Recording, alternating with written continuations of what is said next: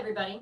This is Becca Basil from Essential Therapy. I've been a massage therapist for 16 years, and I'm trying to reach out to my clients in a new way during the COVID quarantine. Today we're going to talk about how to open your hips and, most importantly, your hip flexors. This was requested by subscribers for post-abdominal surgery and for all of us spending more time at our computers and in front of other screens. The muscles most affected by these types of complaints are the hip flexors, which are deep in the front of the body, the piriformis, which is an external rotator, and the three gluteal muscles, minimus, medius, and maximus. I like to use yoga poses for a lot of my exercises so that if you're not familiar, they're easy to look up. Try to hold each stretch about 30 seconds just to make sure your body starts to really relax. I generally start with some cat-cow spinal mobilizations. When you're on all fours, flex the spine up and down. The important thing when we're doing this exercise is to really move your pelvis in relation to your spine. This will help work the lumbar sacral joints, where your spine meets your sacrum or tailbone, and the sacroiliac joints, where your tailbone meets your hips. The next one I like to do is the lizard pose.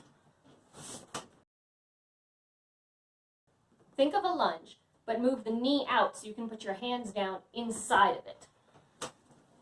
If you can't reach all the way down, it's fine to use a block or some books or a chair, whatever makes you feel comfortable. This helps open up the inside of the hip. You can also lean forward and get the hip flexors. From the lizard pose, I walk back into a posterior leg stretch. A lot of people complain about tightness in their hamstrings. It's actually usually the whole posterior chain, but this can start getting the worst of it. Pull your toes up towards your head, either with your fingers or just with the muscles, to get more stretch through the calf and lower hamstrings. From here, I like to move to a pigeon stretch. Lay this leg down in front of you and stretch forward. Ideally, you want to open the hip by turning this foot forward from the knee. For most of this, that's only going to be 30 to 60 degrees. Make sure the back leg is as straight as possible. It's very tempting to turn it, but you want to keep your hips straight in line. I really like this stretch because it can be used as a 2-for-1. If you press up, again, feel free to use a block. You're stretching the hip flexor on this side. If you fold down, you're stretching the glute on this back side. From here, I move to a position that is the lower half of something called cow face pose from yoga. Take this front leg and slide it straight back. Don't unwind it. You should end up with your knees in front of each other. Then roll through until you can sit with your knees on top of each other. If you can't fold this far, that's okay. Start with your legs on top of each other and slowly work them across as you become more flexible. Ideally, you should end up with your left foot by your right hip and your right foot by your left hip. Once I'm done with these, I repeat them on the other side. Lizard with the front leg wide.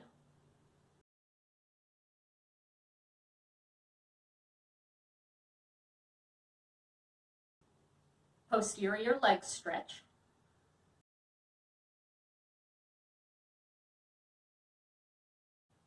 Pigeon.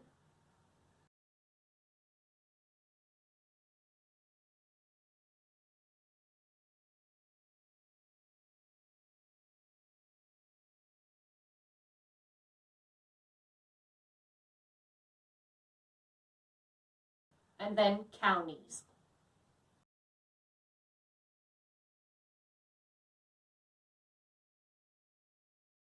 Once I finish those stretches for both sides, I lay on my back for 2 more simple poses.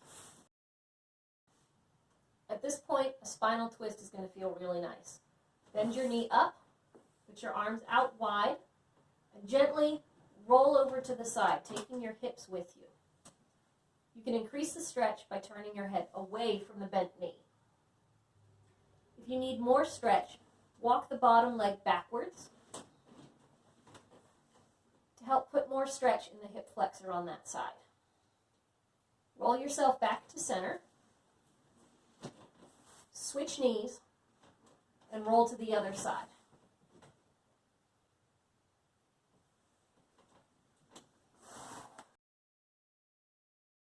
Finally, I do my favorite pose, happy baby. I'll do this any day I'm doing yoga, regardless of whether it's part of the official program I'm doing or not. Lift one leg, go inside the knee, and grab the outside of the foot. Repeat on the other side. Now press against your hands to stretch the hips. Up, out, against your elbows, anything that feels good. Take whatever time you need to recover before you stand up. You should feel a nice, gentle warmth across your hips and low back.